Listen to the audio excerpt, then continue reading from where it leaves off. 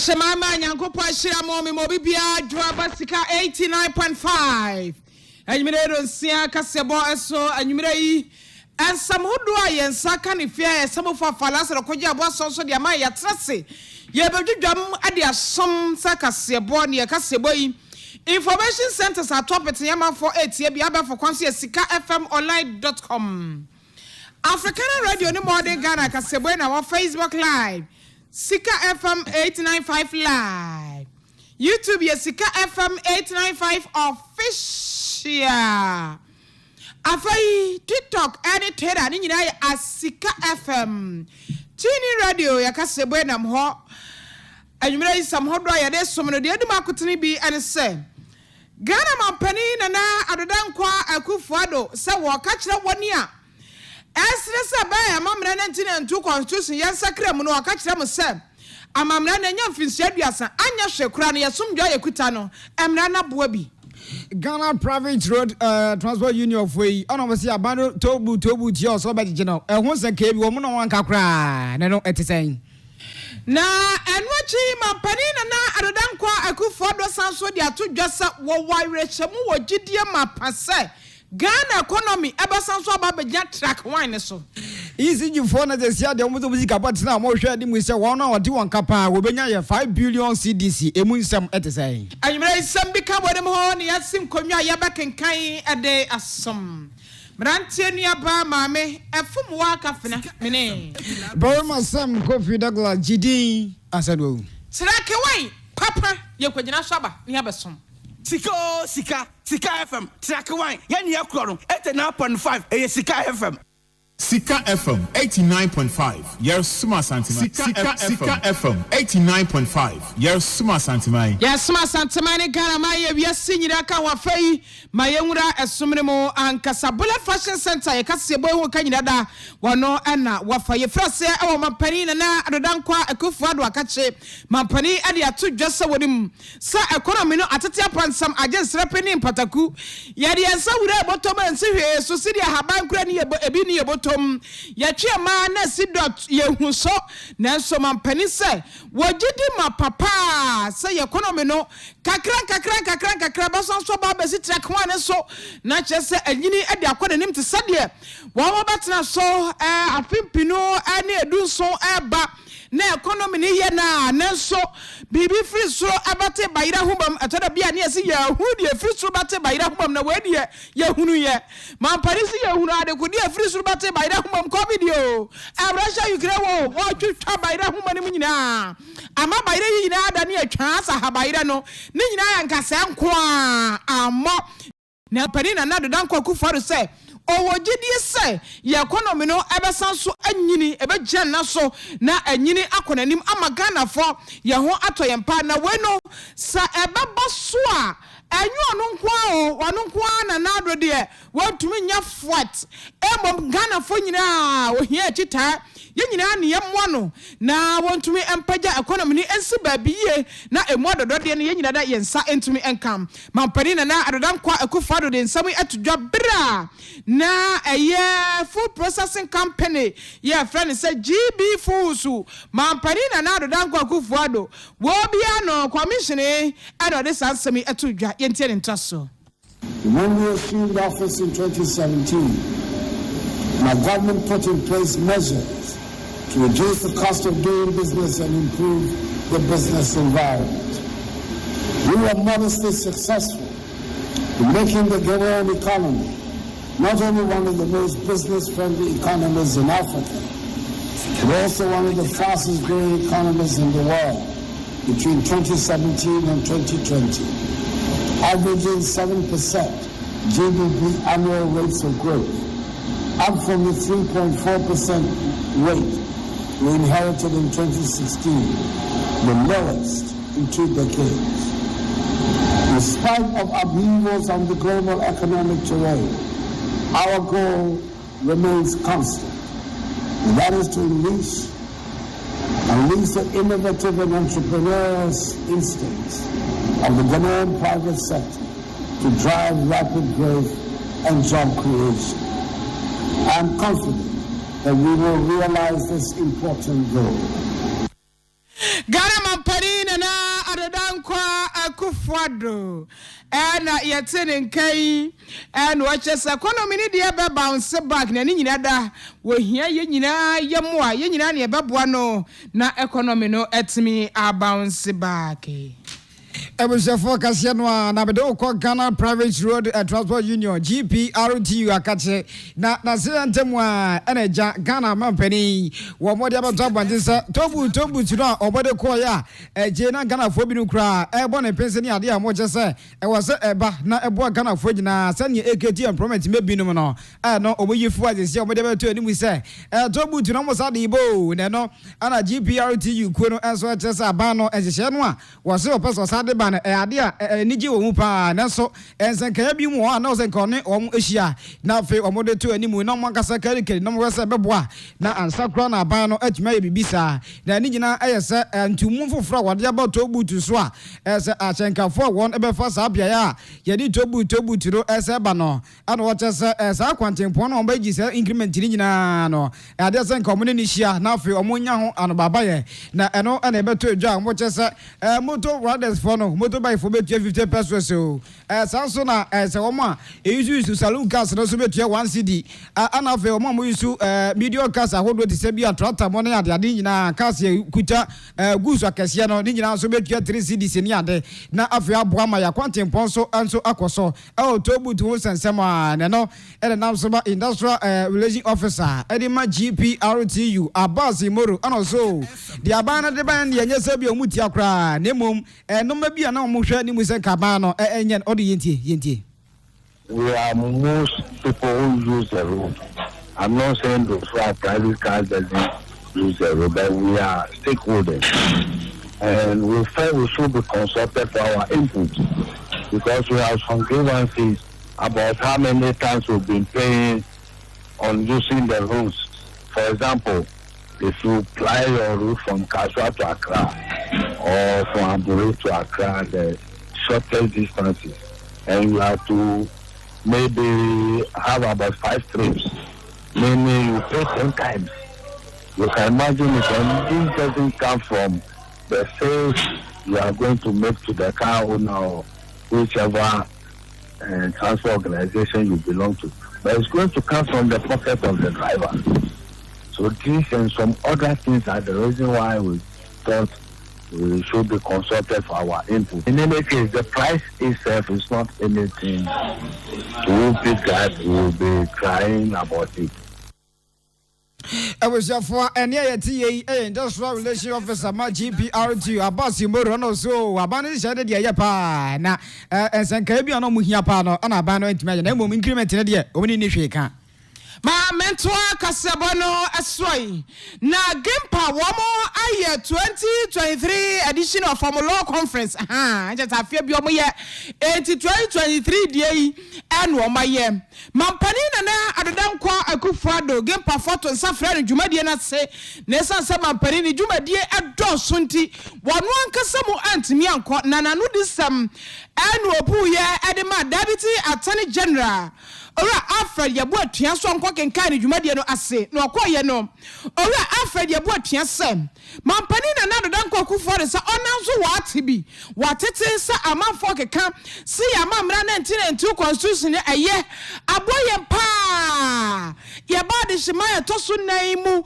1992 constitution no wo ye nipa na nko ye oba anka mfinhadu ya sade so obom pompa nko awunsia anasa nkantafo woni fie te sade ntafo mi fie ya anka sa wawunsia anasa boro sa akra enti waye ade mfinhadu ya san wasom ye ne a na baabi o manenye du ni baabi a ye kro no abeya nka 1992 constitution amanfo bi sa yensakram ebisi yantontwene kura na nka hyehyefo from ebiso achese ona emwaye yeto ni nyina atwene dabi akwati se yato baby bath no enzo wo ni baby no otum ni nyina ato atwene enye de ya niema na wato aguo no bi wo mu eye enti yenhwe de eye ni sisi na bebo na de ye huru ne se sa bere baby o man edu no nka emwaye no yen sakram mampani na nado dan kwaku fodo anu di nsem a deputy attorney general ora afa ye bo atua kwakasa akwakenka ye no okire se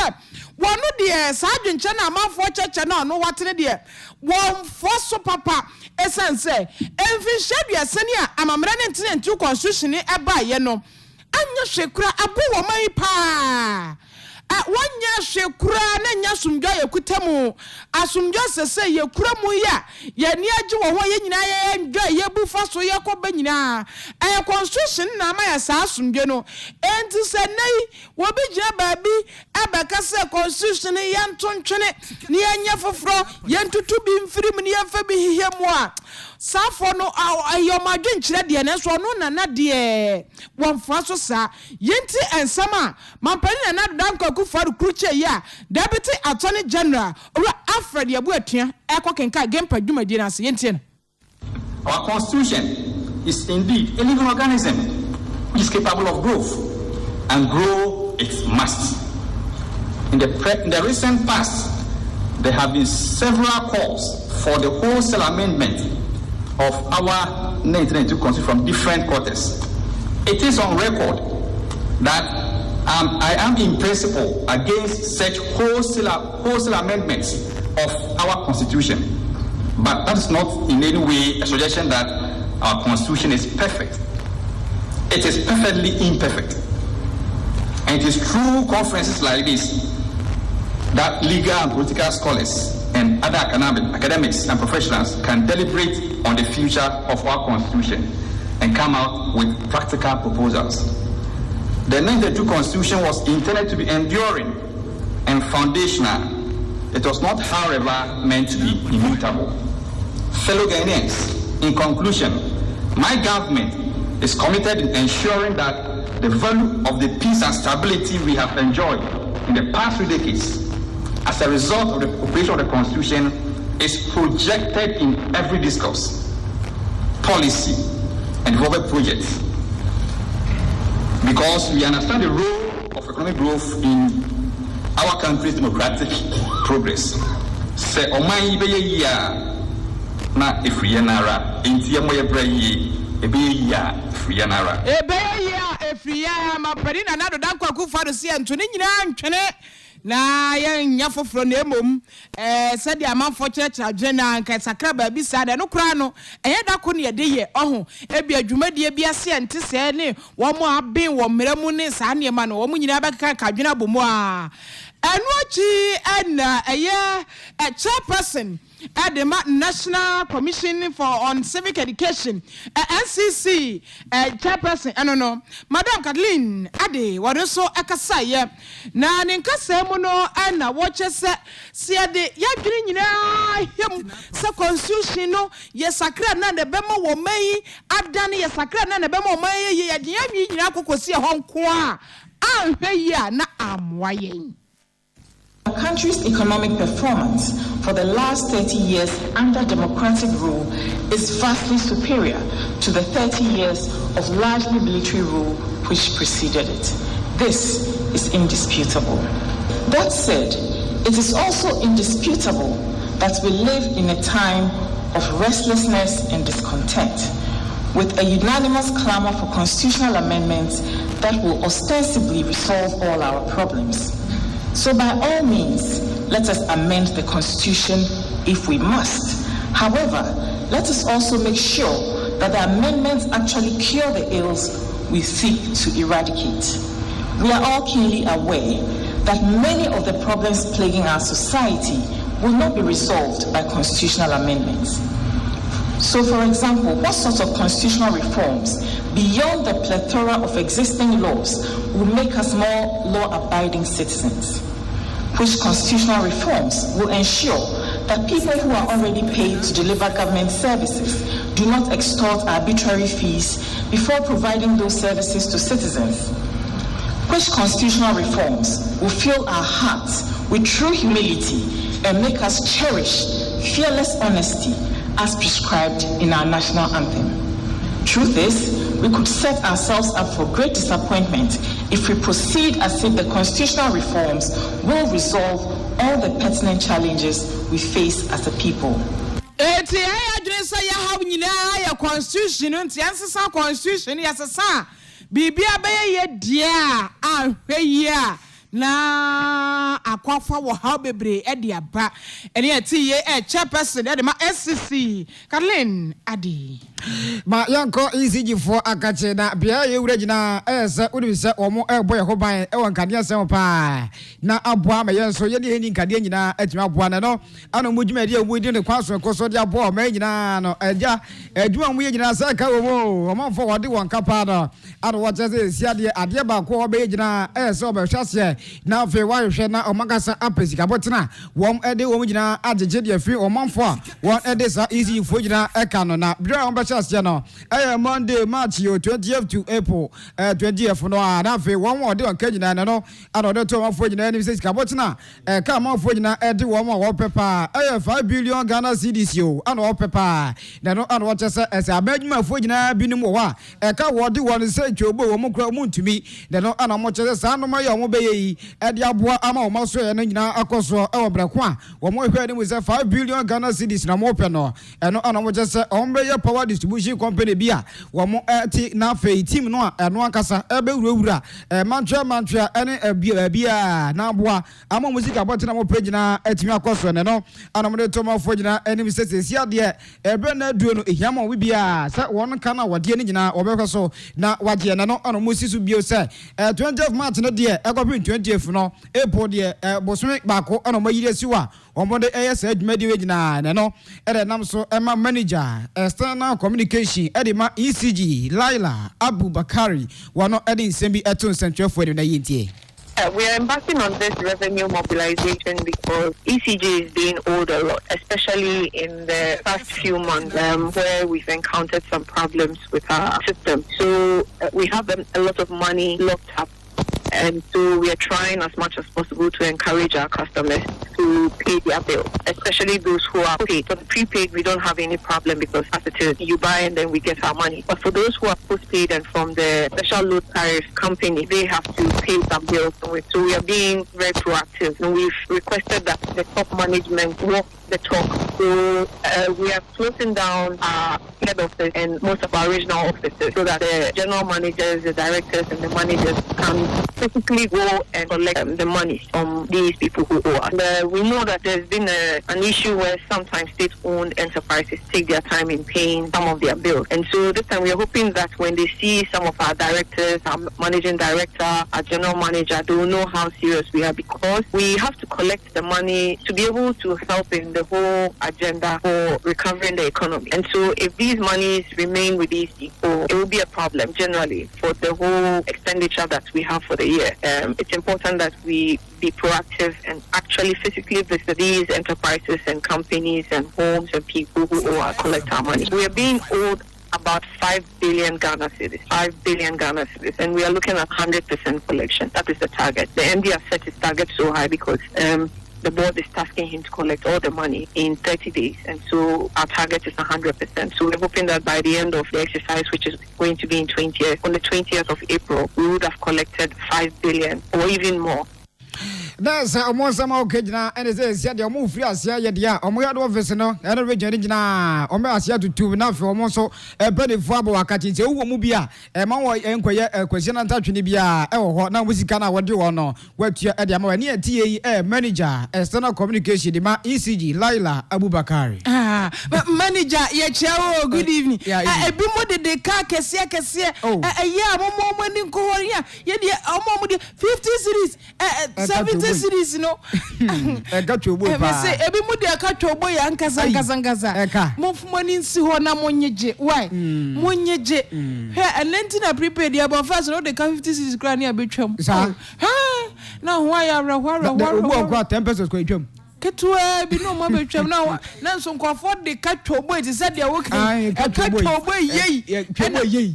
And I'm off for the yet card yea to boy so the and ya de Ketua.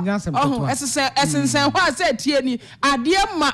na aya monko ho ye tamachi monko gigi sika no ati monko gigi ni nyina for quality to kwa na monko gigi ni nyina monko ho no nyina instructions ni bi de ka chobo di twache afia mo hase monko gigi why na bi mo ade ka na che esoso na he wo moto no mo tete so serious o my ento akase ne so na me ko jere for ho Ghana Revenue Authority na adwumakue na aboya my Ghana mu a eto akese eto tabam eto dantamu eto nketwa eto flabete eto flat said eto ni tie bia ECG for nim wo mo na gigi ni nyina wo na gigi sa to ni nyina wo mo gigi no mo him ni tabam ade akoma aban sa abai Ghana for to ya gigi ni o ene agi na so ba to imu na chese fire mpuntunwuma ema Ghana for what you say ekwan fa to ni bi yi kwan no suku adan fa bi yi ma wo mo fa sisi ma wo mo asupiti eto ya na fa sisi ma wo mo sa jere for na edi sa adwuma na he wo nsa na wo mo na ya chese se wiase dane abafo niama na yedi ye bibia ene yemfa tete kwan na yedi dua banje no nyano na yedi dua abafo kwan so na yedi dua banje ai abafo kwan so na se yedi dua ma odo a bibia abafo kwan so na yedi ye sha kane no na abakwa na tailor ni no him ne nsa saa seamstress ni designer si oba him ne nsa krede saa na de wato na opam kra wonti de wonte krede ni biom ne nani si ase horom sare ten be hu na opam koye bullet fashion center jai emfidi ohonya sam ketwa abafo kwan so na sese ade ye bibia enti eda ni ato mu a ye gege ni abone bedam de akoma aban ye that's why the tete niema na tete kwana na ye fa so eda gigi to da bi wa monye ne santi abafo kwan so ene woto wodam ti ufia na wadwuma omunim hu bibia won sa 10 nti obi a ye sa 10 na watua woto no awa abafo kwan so na tete wo push to no ade akogu jere fo kwan so no mo so de akoma mampani na nado de akota de nim sa to ni je no mo chese sa abafo kwan so na ye de theaters nyuma wo de theaters no Omo frase deda ya chese wo mu movie every enkrata samni ni pasam dia ko abefo kwan so paper ne pen wo mo ko manim ko abefo kwan so na wo mo chese san hihye ya na sa migration ya wo mo ye kakran ento asa enu eye openi ma busumi ni mo wa fimpinu ene aduonu nan 2024 December de na cheso ma wie bibia ya wo bi wo betua taxi a nya fe na sesa wo nante kwaji arefo office ansana ya kwa kwatwe nkrata ne pen dabi wo te wo dem te office to so to hono ma wadwuma mu a na watua taxi no a na chese aye kama pa na assistant commissioner commissioner of VAT administration ono our GRA for office ayo wura Philip Akwa one na church nsem mu immigration o mo ye no ento se no December no ma wiere o cheche mu enti no. Right, so we started off with a pilot, right, 50 taxpayers. Then we move on to the first phase with 600 taxpayers based on selected sectors that we put together. So with that, all the 600 taxpayers will be onboarded by June, right, this year. And then we will roll out to additional 1,000 taxpayers. Those 1,000 taxpayers will be onboarded by the end of 2023. And then by 2024, we are looking forward to onboarding all VAT registered taxpayers in the country by the end of 2024.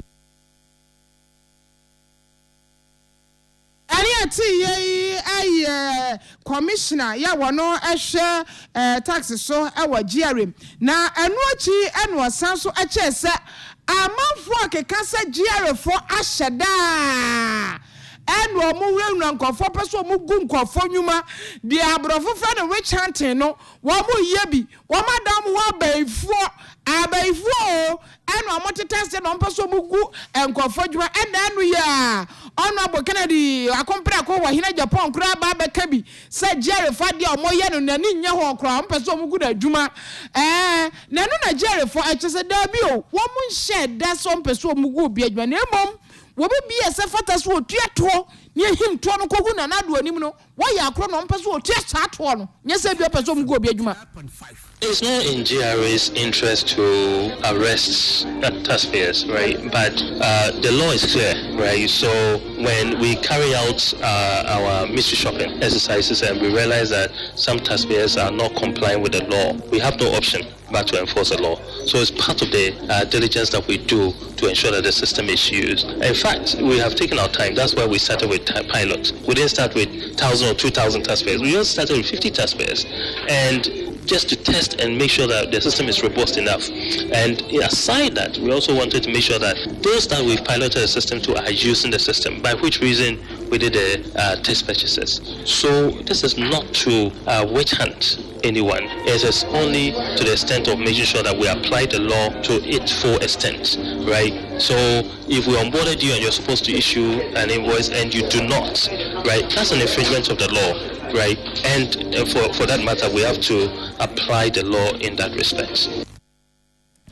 Any ati GRA penny a wokɔ mo office ho a wɔyɛ assistant commissioner of VAT wowura Philip Akwa and wacheche nsemo de achenye witch hunting bia and wo moye Young President Farmers Association of Ghana omakache na digina NAI se oban yebedi ye ewokua yensemo a wo so kache mo papa ne no ene omo se de free Ghana ban e was de adu no ade se e ha mo pa ono ba ku enu ho a edu twa brese wo twa wo no ma yekoye ya na afa ho akoye den e de ama wo na e ka susuro ene ade ana na e ba wo so de no ana de tu edi mu a kire se nkebe a emprempre ya Ghana ban enye bibisa emfanfa wo ne no ana wo kire e ya report bi a one ensaka edifi den shembezi wo e de kire se enoma ba ku bi enu nuane a ye nya no food staffs akodu yi e basa na e ka bon ko a ne no ana mo de betu ni se estimate o ma ye pa no 1.9 billion dollars e le safi bi a e hwere edifi sa ho no eno ana de tu ani se sa no na e se e koso de gina e ade a se e mo kra na titiu ene bra o twa sa tomatoes yi bagere mango ene no ma bi akika ka ho na fa boa ma ni gina kwaso a na fa obekọ na akwa bibia ho dodo a waso onye gina ne wenya na eso atete e de ama won afa se bu okra na apropro na aye bia ho a eno so enya ni kasam enfama wo mo no ana osa ban se onsi o maduma mo ye na kra no ehia tratters ne no ma bi a enya akade ahodo pi kra na aboa amomo so dwumadie no eso atima akwa ni mu se da great sector kra aban no ani gi won sa na tie de a number ko mo hwe yi ebe ya nka ba no etimi enye bibi emfanfa wo se de loss se e kwaso e wo maka chede de wo mani nyo okra na no e nam so ma executive director at the President Association at the same between Dr. Charles Nyaba. If you take maize alone, there are instances where we lost up to 30 to 40% due to farmers' inability to properly harvest them or store them or carry them to the nearest market. When you take rice, many farmers last year have lost their rice due to bush burning because at the time of harvest, the combined harvests were not ready. You take perishable commodities like cabbage, watermelon, pepper, tomatoes. There are instances where these commodities will be ready for harvesting and there's no ready market, so no farmer is willing to harvest them. So when you put all this together, you realize that sometimes we are not getting our priorities right. Because if you put so much investment supporting farmers with a subsidized fertilizer, with mechanization services, and at the end of the day, they have to labor. And when the produce is ready for consumption, then they lose about 40 to 50%. It's unacceptable. And this is ongoing. And it appears we are not paying so much attention to that. It's something that we need to actually. I was here for Sadia President Farmers Association of Ghana, almost a chepa, Sadia Great Sector, Ghana by any Kuan, almost so you know, Moyano, Anna Quay, in Pugaya, when we say Bassano, Mosunya Tefa, Tefabian Fanfan, when Tibaya, Abano, tomatoes, ya, almost any be free one over enough for Mukavia, now Quabia, and Cabano, so Anya Momwapa, and near TA Executive Director, Eddie Massa Association, Dr. Charles Nyaba. O ka sembia wo ye won sani se asem se metese asa wo simpoko ye ya ana ampoko ande se No, dear me tea, you mean can say and no our kind, but me say some yes I know so. Na tomatoes na ya won say. I am Pukia. I am getting tomatoes na am Pukia. I am Pukia and anybody could. Oh, say na tomatoes nso ya kan say made me son of your can't say me kg dem no. Oh. Aha, I am getting oh, e bi atere be yin aba fefe no. Afa be wi achi na amuniato. The tomatoes na o kan na se won tokua tomatoes no na be kan say bria. Tomatoes ni nyini ba na e kama na for me kama no. Afa hia say na omo harvest no. Na ombe bobo no amaya akono na akwa adwuma so na obi a ani age ho no. Afa be du ho no na akwa bibie ho. Enti asma wo kan. De free wa no ba na de wo wutirim ne yepe. Oh, that's what man. No. Mention a question. I mean, say, you who can it be a woe trim no a pay. Said the baby, I said, ammonia tonne, tomatoes are some man a walk, and ask some for what and what tomato one American. I say, flower the engine out the better to be home. Tina. Into tomatoes, no, they to them. Oh, only to tomatoes now, tomato now I'm there to home. Madam. No. A question. I no. But who is a bad year? So I wouldn't say that. But tomatoes, you're dear, I boss because all kind of one son and I'm also say, me, you see, I met my Nanka Yenny table is to point out, oh, yen or boss, me want tomatoes by the media. Now, tomatoes, you're dear, I boss. Oh, they say a bar, not said they'll say, yeah, the end. A bar. Hey, boy. We and triggers madam got to go. We and triggers madam Paul. What case in you? My work, how many dinner? Radia. Also, quite radia.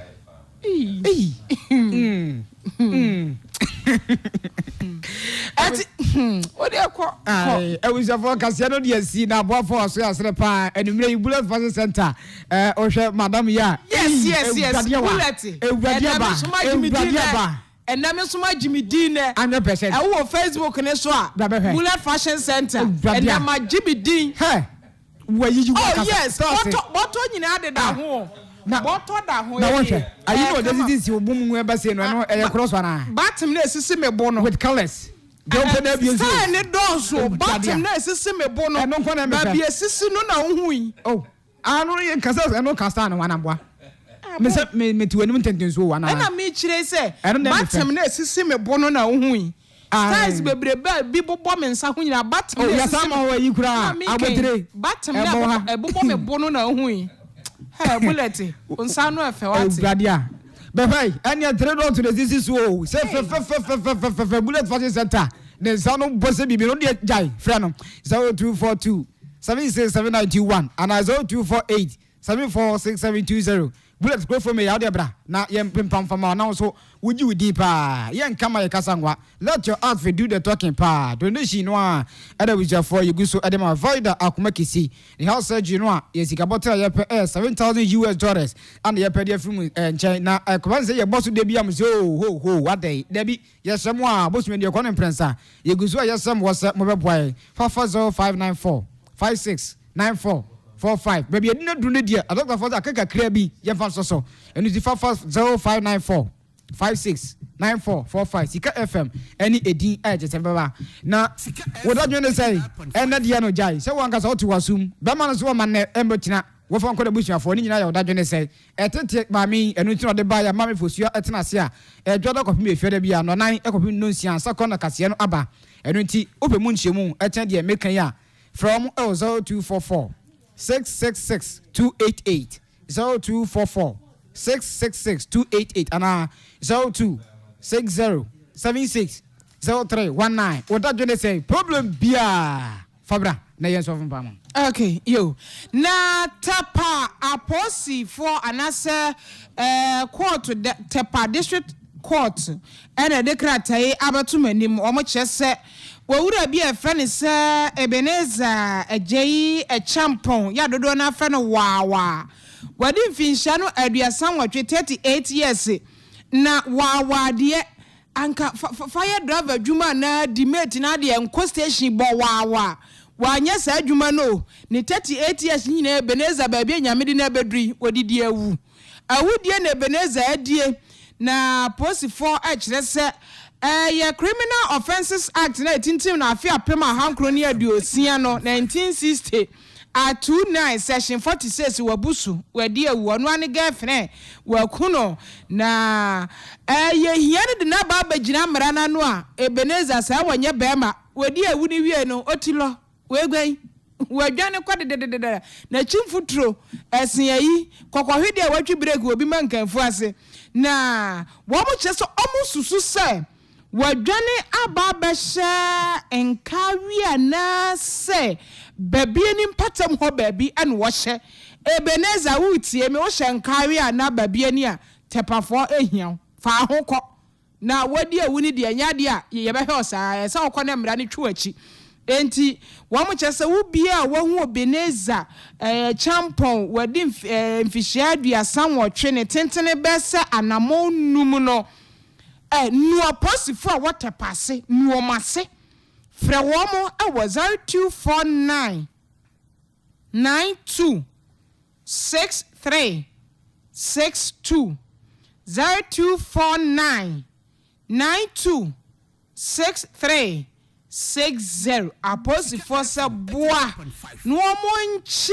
eben agyen echampon no mo mamra no enkana chimpire sense wo bi nkwa de wontumi nyi mfiri ni nsam saa ma ne nyeye emfa ho ni emehyehe enkawe ha na babie ni ha emefa ho ni saa babie adwane ha bia fa ho kɔ anase wo bi be report ne abeyero se wi toa de wakɔ na mra na twawachi ye kase ye bɔ ne de esi na ase ewo mu no newsman adwumafo ne yede mo wo abadwuma pa aboabo ansam na no gina sa akɔde obede pɔnbede oba pa Esther kadwetwere nkɔkrai amanten fam CEO oha Madam French ajai ne kase de Madam French jokita baby face nso na said na Judin kan se ka so ba gina so a o Manchester any Barclays dia mi chire some who Manchester you get it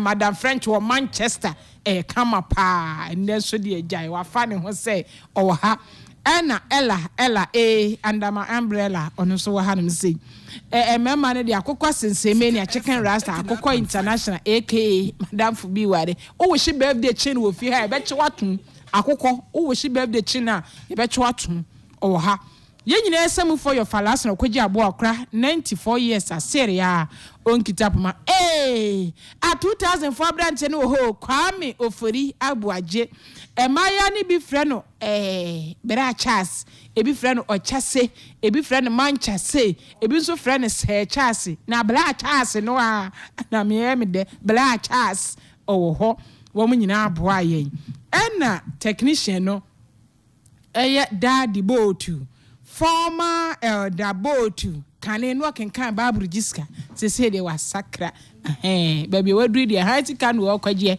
sa so dan ye register wo mo kan ya wo mo kan kura dos na wo kan register na betu aka daddy botu na watwa Facebook ni nyina da de amayeni no akenkan fo ni ye me rantie nua ba ma me efomwa kafena mene Barmasam Coffee Douglas GD answered we ara we ni so person oba no brafo me can tell you Barmasam Coffee Douglas GD answer and I want Madam French intia Madam French say no go fede bi etwa enimu twa enimu ni twa echire na da ye bo ha so chembo ha unso ojira so chembo ha wo susuro urade asa kokonte egu Paris bo ma esana popo Madam French ojina so enimu twa na echire twa amanfo so kita baby face sana mi hunu ai Madam French guy ya sorry akwa sensemania sa wo chia na damfo pa nogbe ena fe Steven apia wachi omu nyina da na Steven apia na ne nsato Sandra nogbe so ya nyankopon ya doma kwasiada